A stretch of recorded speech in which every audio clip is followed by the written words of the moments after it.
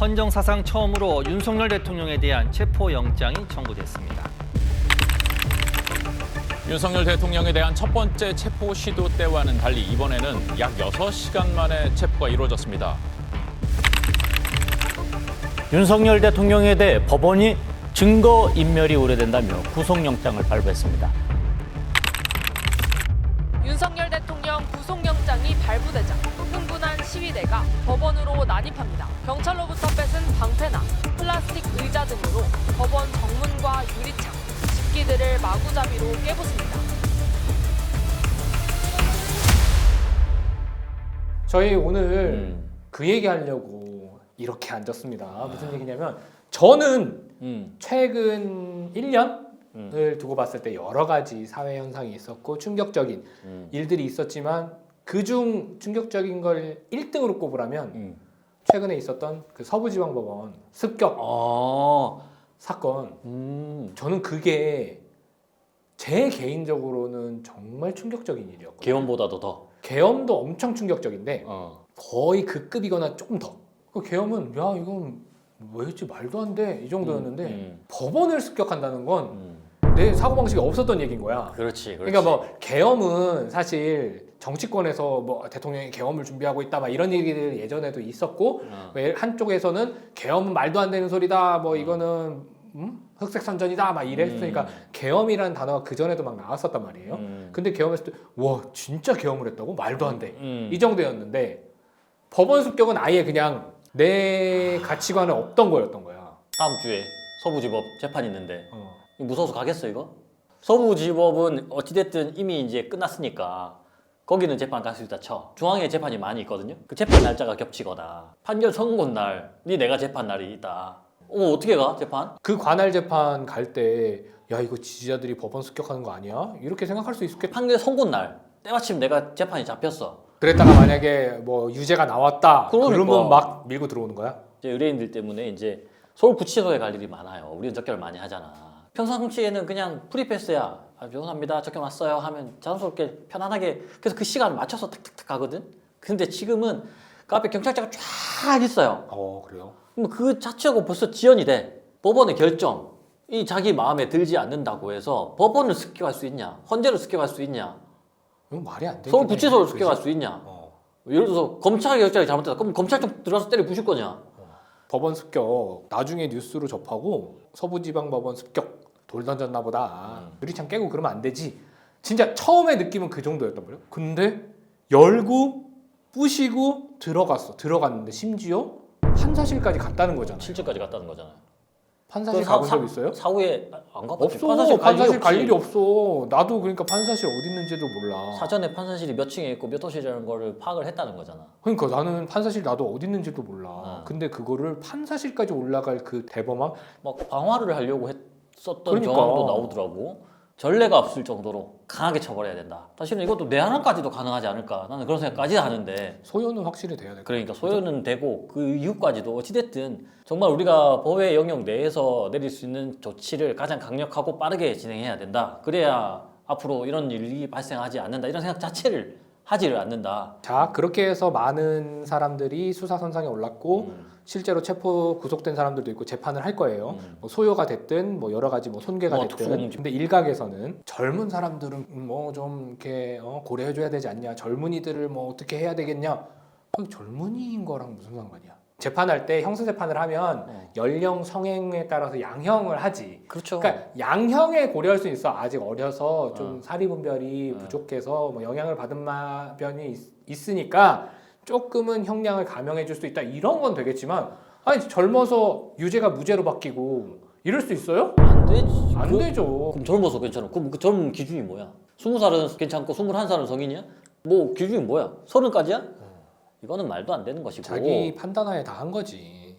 젊은 남성 친구들이 지금 거기 문제가 되고 있는 것 같은데 이게 나중에 우리 국가 전체로 봤을 때 이런 사람이 30대, 40대, 50대, 60대가 됐을 때 더 큰 문제가 생기지 않을까. 제대로 지금 판단받고 처벌받지 않으면 아 내가 잘못했구나 이런 생각을 가지지는 않을 것 같다는 생각이 들어요. 그렇다면 더 세게 쳐버려야지. 그러니까 이게 앞으로 그 재판이 어떤 식으로 이루어질지 모르겠지만 제 생각에는 만약에 각 재판을 받는 그 가담자들이 나는 신념을 갖고 있고 내가 뭔 잘못했는지 모르겠습니다. 그러면 더 분명히 세게 처벌이 나올 가능성이 크다. 일반인들은 법원을 자주 안 가잖아요. 우리는 법원을 자주 간단 말이야. 그리고 서부지법에 정문 있고 난 항상 후문으로 다녀. 주차를 거기다 하고 그 후문으로 해서 들어갔다는 거 아니야. 그러면 내가 그 길 들어갈 때 저기구나 하면서 나도 들어갈 거 아니에요. 알게 모르게 우리 모두한테 이게 영향이 있는 거야. 법원도 습격당할 수 있구나. 내가 지나가다가 오늘 무슨 다른 선고가 있나? 사람들이 많이 모여 있나? 습격당하지 않기 위해서 어떻게 해야 되나? 오늘 우리 재판이 있으면 이 재판을 연기해야 되나? 하지 않아도 될 고민을 하는 거예요. 인력 낭비도 있는 거예요. 우리 지금 재판하러 들어가면 처음에 입구에서 이제 보안 검색하잖아요. 그 보안 검색이 훨씬 강화됐고, 그렇지. 그죠? 그 강화돼서 입장하는 시간도 더 오래 걸리게 되고 그런 게 느껴져요, 확실히. 맞아요. 네. 어찌됐든 이거를 계기로 판사님실이나 법원이나 나머지 주요 기관들에 대한 보안 유지, 경비가 조금 더 강화돼야 되겠다는 생각은 해요. 아무리 그래도 어떻게 판사실까지 올라 찾아갈 생각을 해. 불안해서 내가 뭐 판결 내리겠나 이거. 그리고 저는 분명히 이런 것들을 알아야 된다고 생각해요. 이게 지금 요새 게시판을 막 글을 쓰는 사람들이 뭐 헌법재판소의 뭐 구조는 어떻습니다. 지금 우리 일어나야 됩니다. 뭐 휩쓸어 버립시다. 막 이런 말들 하잖아요. 게시판에. 네. 정보통신망에 위협을 가하겠다는 글을 반복적으로 쓰면 정보통신망법 위반으로 처벌받을 수도 있는 거예요. 그냥 저는 게시판에 그냥 다 분위기가 그렇길래 그냥 별 뜻 없이 글 한 번 썼습니다. 글 몇 번 썼습니다.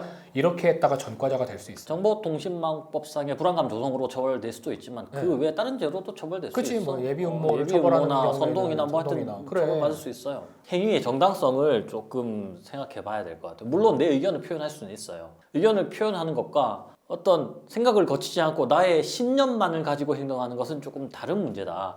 신념이나 의지가 있더라도 그것이 사회 정의, 법치주의에 반해서는 안 된다라는 것을 꼭 알려주고 싶어요. 그리고 사람마다 생각이 다를 수 있겠지만 목적을 달성하기 위한 수단이 적절했는가를 우리가 얘기를 하잖아요. 누가 봐도 부시고 죽이고 이렇게 하면 안 되잖아.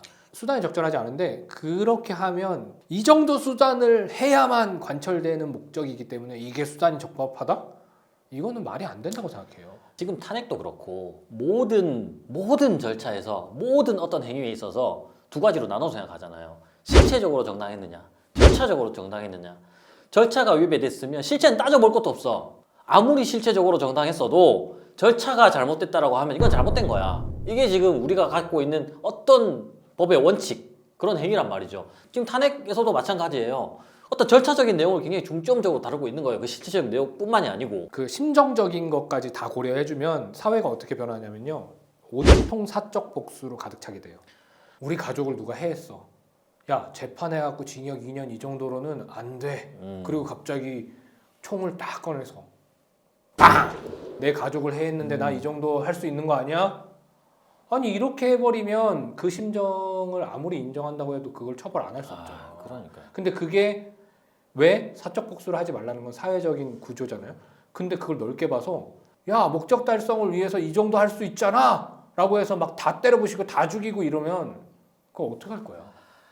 이 이후의 대처도 좀 나는 바라볼 필요가 있다는 게 법원이나 수사관의 입장에서는 당연히 엄정하게 대응을 하는 게 맞겠죠. 그렇게 하고 있는 것 같고. 그런데 정작 당사자들, 법원을 습격한 사람들, 그리고 같은 뜻을 하는 사람들의 의견이 전혀 바뀌지 않았다는 생각이 드는 거예요. 나는 안타까운 게.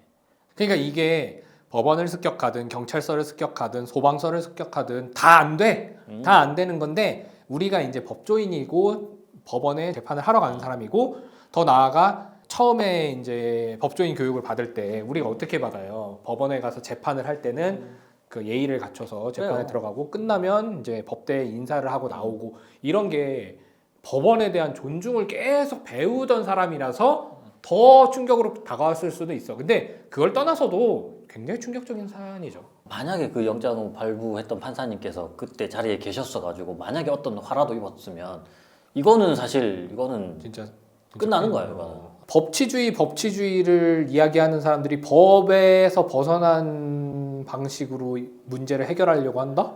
그러면서 뭐라고 해요? 지금 법치주의 내에 있는 그 각 당사자들이 편향돼 있다. 그러니까 믿을 수 없다. 그러면 그거는 이미 법치주의라는 단어를 스스로 벗어난 거죠. 법원 습격하는 일도 지나갔고 계속해서 이제 탄핵과 관련된 국면이 진행되고 있음에도 불구하고 네네. 지금도 일부 뭐 보수 진영의 뭐 인사나 예. 아니면 이렇게 좀 영향력이 있으신 분들은 야 우리가 잘못됐다고 할 때는 일어날 수 있는 거야. 뭐 우리 저항할 수 있는 권리 있는 거야. 법원을 습격한 것에 대한 정당성을 어찌됐든 부여해야 되니까 국민 저항권이다. 우리는 저항권을 행사한 것이다. 이렇게 말은 하고 있는 것 같아요. 그런데 저항권이라는 개념이 뭐예요? 저항권이라는 것은 기본적으로 헌법을 수호하기 위해서 있는 거예요. 헌법을 수호하기 위해서 그 어떤 수단도 할 수 없을 때 최후의 수단으로, 최후의 보루로서 우리가 할 수 있는 게 저항권으로 일어나는 거예요.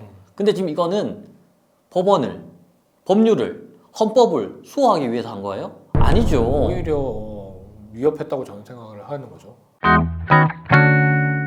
저희가 충격적인 사실관계에 대해서 이야기를 하면서 저희 의견을 좀 나눠봤는데 네네. 폭력이 심화되는 사회가 되지 않았으면 좋겠어요.